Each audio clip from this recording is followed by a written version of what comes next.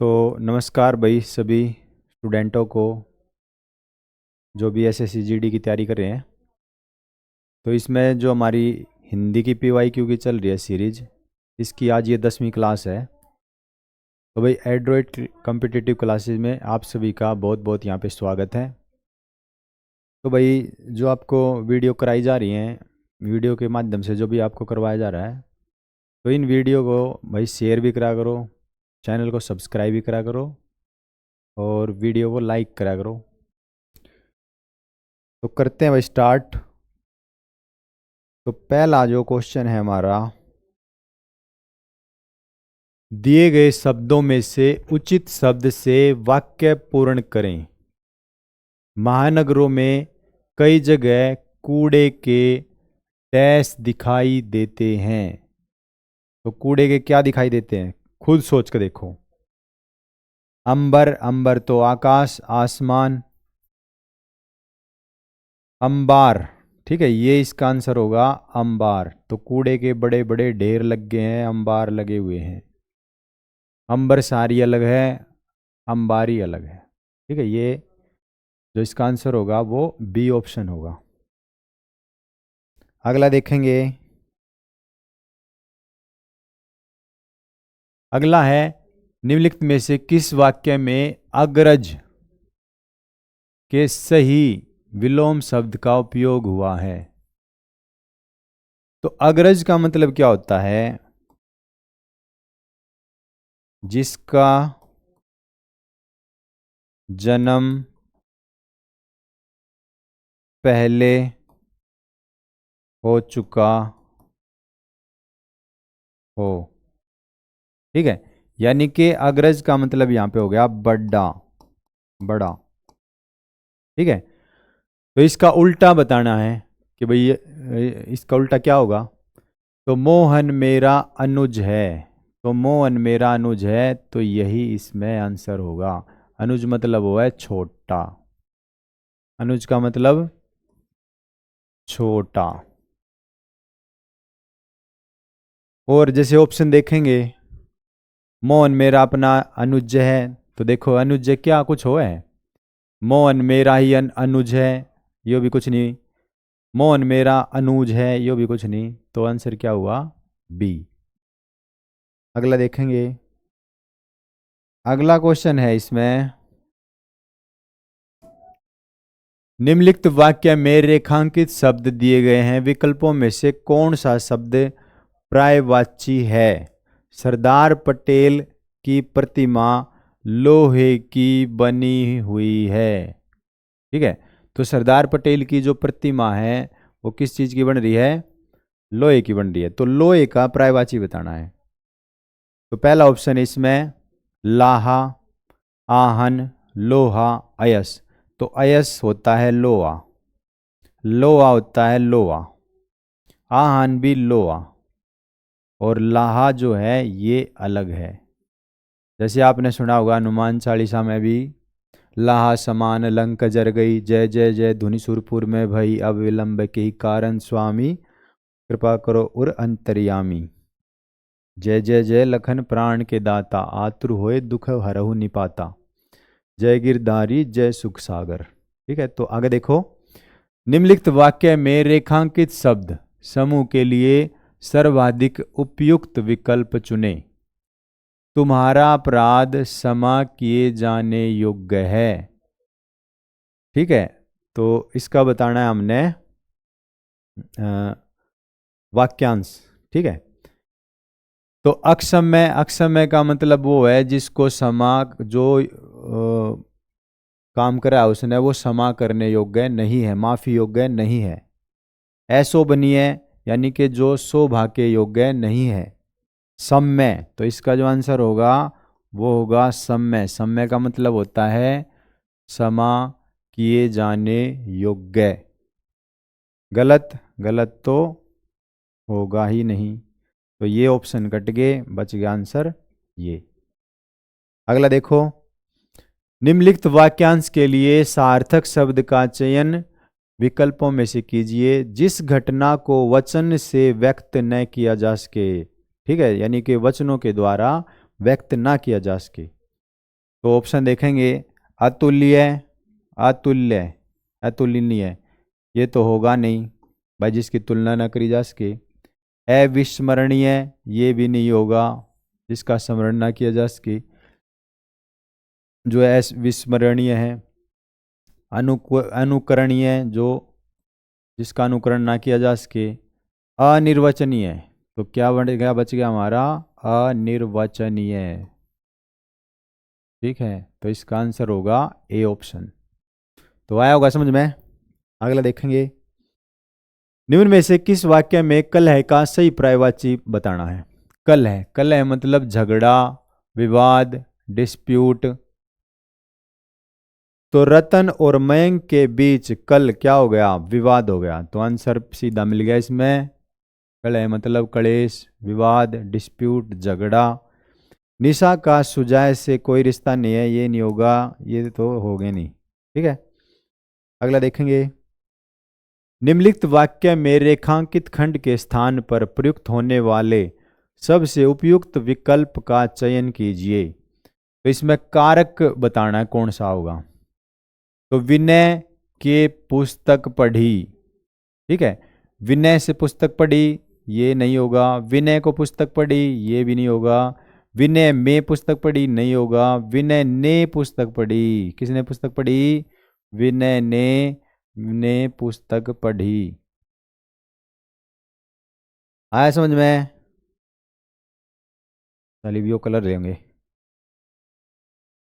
अगला देखो, निम्नलिखित में से किस वाक्य में तुलना वरु विशेषण का उत्तम अवस्था के अशुद्ध रूप का उपयोग हुआ है। तुलना वरु का मतलब है वो विशेषण जिसमें तुलना की जाए किसी से, गुण से, दोष से, उसके वही जो भी उसके अंदर गुण हैं, दोष हैं, तो उनसे जो भी तुलना करी जा उनके बारे में बताता है तुलना वरु। तो देखेंगे, हल्का सबसे ज्यादा बलवान, तो इसमें सही है यो, सबसे ज्यादा बलवान, तो ये उसकी तुलना की गई है, तो सही है, वाक्य तो सही है ये, लेकिन हमने बताना है जो गलत है। सभी महासागरों में प्रशांत महासागर विशालतम है, तुलना करी है। ठीक है, इन सब में से तुम सबसे ज्यादा सुंदर हो, तो यो भी सही है। तो बच गया कि उसका स्वभाव कोमलतम है, तो यहां पर तुलना नहीं करेगी, सीधा डायरेक्ट बता दिया कि भाई उसका स्वभाव कैसा है, वो कोमलतम है। अगला है, यथासंभव के लिए कौन सा वाक्यांश उपयुक्त होगा। तो यथासंभव के लिए संभवतः नहीं होगा, संभव हो नहीं होगा, यथारूप नहीं होगा, जहां तक संभव हो वो होगा। ठीक है भाई, समझ में आया होगा। अगला देखो, निम्नलिखित वाक्य के किस शब्द में अशुद्धि है। प्रत्येक छोटी मोटी विशेषताओं को देखनी चाहिए। तो चाहिए ठीक है, विशेषता ठीक है, प्रत्येक ठीक है, तो क्या गलत है, देखनी,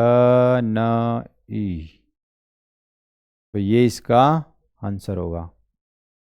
अगला है, निम्नलिखित अर्थ को समझाने वाले मुहावरे का चयन कीजिए। इज्जत उतारना, मुंह चाटना, तो इज्जत में तो मुंह कोई चाटेगा नहीं। मखमली जूते मारना, तो ये भी नहीं होगा। माटी पलीत करना, ये होगा। तो भाई ने मेरी इज्जत तार दी, माटी पलीत कर दी। ठीक है, आया समझ में। मुंह की बात छीनना, ये नहीं होगा, तो आंसर क्या होगा, सी। अगला देखेंगे, निम्नलिखित विकल्पों में से जो उचित समय पर न हो वाक्यांश के लिए सार्थक शब्द क्या होगा। जो उस उचित समय पर ना हो, तो वन वर्ड्स बताना है इसका। काल्पनिक तो कल्पना हो गया, तो ये नहीं होगा। सामयिक यानी एक समय पर हो गया। कल्पजन्य जिसकी कल्पना की जाए। ठीक है, जो उचित समय पर न हो, असामयिक। ठीक है, तो आंसर क्या होगा, डी। अगला देखो, निम्न में से शुद्ध वाक्य का चयन कीजिए। उन लोगों की मनोवृत्ति ठीक नहीं लगती, इस लड़की का चाल चलन ठीक नहीं है, तो जो वाक्य है शुद्ध वाक्य यो है। इस लड़की का, शुद्ध बताना भाई, अशुद्ध नहीं, ओ होगा, अच्छा। तो उन लोगों की मनोवृत्ति ठीक नहीं लगती, उस लड़की का चाल चलन, ठीक है, तो ये गलत हो गया। खुदा की कसम गजब हो गया, तो ये भी नहीं होगा। यहाँ की हवा पानी बहुत खराब है, तो ये भी नहीं होगा। तो बच गया कि उन लोगों की मनोवृत्ति ठीक नहीं लगती, ठीक है, ये बिल्कुल एकदम शुद्ध है। अगला देखेंगे, वाक्य में रेखांकित अंश के लिए उचित मुहावरे दिए गए विकल्पों में से चुनिए। न माया मिली न राम मिला, वह कहीं का नहीं रहा। गुल्लर का फूल, ये नहीं होगा। घड़ों पानी पी पड़ना, ये भी नहीं होगा। घर का ना घाट का, ये होगा। तो घर का ना घाट का, ठीक है। चल बसना, ये तो अलग होगा, तो ये नहीं होंगे, सी ऑप्शन होगा। अगला देखो, समझ बूझ कर काम करना चाहिए। विकल्पों में से चुनकर बताएं कि उपयुक्त वाक्य में रेखांकित शब्द किस प्रकार की इसके अंदर क्रिया है।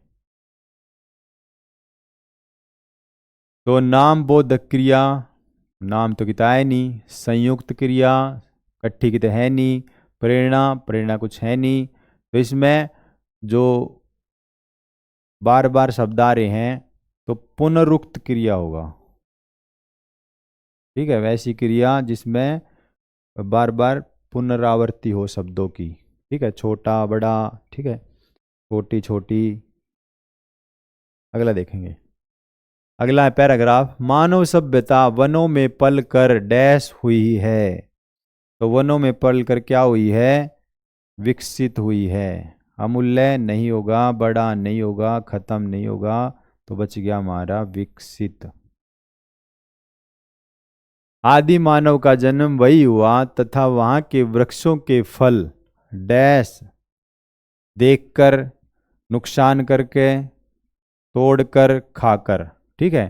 तो वृक्षों के फल वह क्या करते होंगे, ही बड़े हुए हैं, तो वे खाकर बड़े हुए हैं। तो आंसर है हमारा डी। अगला है, भारतीय डैश को अधिकांश महाग्रंथों, जो भारतीय डैश के अधिकांश महाग्रंथ ऋषि मुनियों द्वारा, तो भारतीय संस्कृति देखरेख परिवार संरक्षण, संरक्षण नहीं होगा, परिवार नहीं होगा, देखरेख नहीं होगा। तो भारतीय संस्कृति के अधिकांश महाग्रंथ ऋषि मुनियों द्वारा डैश में रचे गए हैं। मैल में, ना आवश्यक, ना कहाँ पे रचे गए, ऋषि मुनि करा करते तपोवन में, तपस्या, वनों के अंदर करते थे तपस्या, वातावरण नहीं होगा। अगला है, आज ही की स्थिति है कि मनुष्य पेड़ पौधे नष्ट करने के लिए डैश हो गया है, विचरण हो गया है, ना सहज हो गया है, ना तत्पर हो गया है। तो पेड़ पौधों को मनुष्य काट रहा है और एक दिन रोएगा, पछताएगा। चलो, तो भाई वीडियो यहीं तक। तो ये 20 क्वेश्चन थे। तो कैसी लगी आप सभी को, आशा करते हैं पसंद आई होगी।